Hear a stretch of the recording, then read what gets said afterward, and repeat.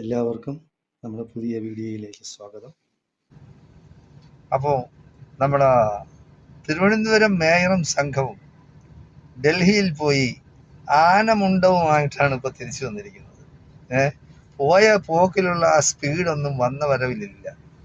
വളരെയധികം സമാധാനമായി പൊട്ടന്മാർ സംസാരിക്കുന്നത് പോലെ വളരെ സാവധാനം, വളരെ പതിയെ സംസാരിക്കുകയാണ്.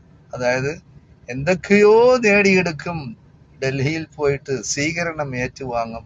തിരുവനന്തപുരം കോർപ്പറേഷൻ ആദ്യമായിട്ട് കിട്ടിയതല്ലേ, അതൊക്കെ ഈ മണ്ടം പിണറായി വിജയൻ ഒരാളിനെ കാരണമാണ് ഈ തിരുവനന്തപുരം കോർപ്പറേഷൻ BJP കിട്ടിയത്. ഇല്ലെങ്കിൽ കിട്ടില്ല.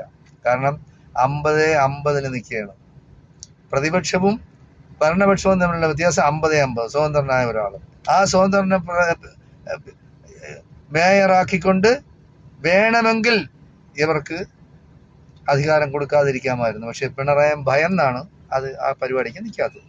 അപ്പൊ മാർക്സിസ്റ്റ് പാർട്ടി ഏത് രീതിയിലും എന്ത് ചെറ്റത്തരവും കാണിക്കാം പിണറായി വിജയൻ ഉള്ളിടത്തോളം കാലം.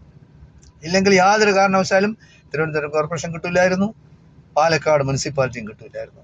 അപ്പൊ അത് രണ്ടും കിട്ടാനുള്ള മെയിൻ കാരണക്കാരൻ എന്ന് പറയുന്നത് നമ്മുടെ പിണറായി വിജയനാണ്. എന്തായാലും ശരി, കുറച്ച് നാളത്തേക്ക് എല്ലാവരെയും കുറെ കാലത്തേക്കും പറ്റിക്കാമെങ്കിലും എല്ലാവരെയും എല്ലാ കാലത്തേക്കും പറ്റിക്കാൻ ഒക്കില്ല. അത് നമ്മൾ അറിഞ്ഞിരിക്കണം. അപ്പോൾ പിണറായി വിജയന്റെ കാലം തീരാറായി.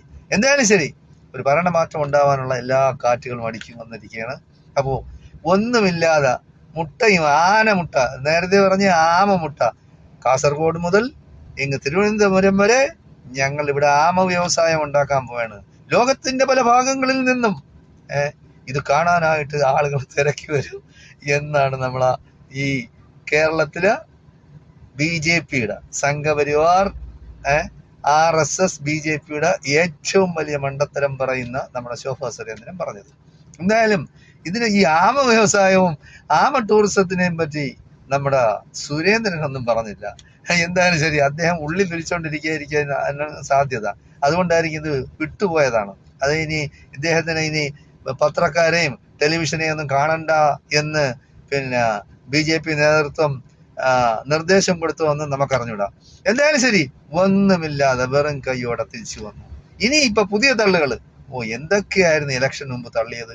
ഞങ്ങളെ ഭരണമേൽപ്പിക്കണം, തിരുവനന്തപുരം കോർപ്പറേഷൻ ഞങ്ങൾ അങ്ങനെയാക്കും, നമ്മളെ ഇങ്ങനെയാക്കും, നമ്മൾ എന്തൊക്കെയോ അങ്ങ് ചെയ്ത് കളയുമെന്നൊക്കെയാണ് പറഞ്ഞത്. ഒന്നും ചെയ്തില്ല, ഒരു മുട്ടയും കൊണ്ടുവന്നില്ല, ആന മുണ്ടവുമായിട്ടാണ് ഇവിടെ വന്നിരിക്കുന്നത്. എന്തായാലും ശരി, ഇപ്പോ വേറൊരു ചാനലുണ്ട്, ABC ഇന്ത്യ, ഇന്ത്യ TV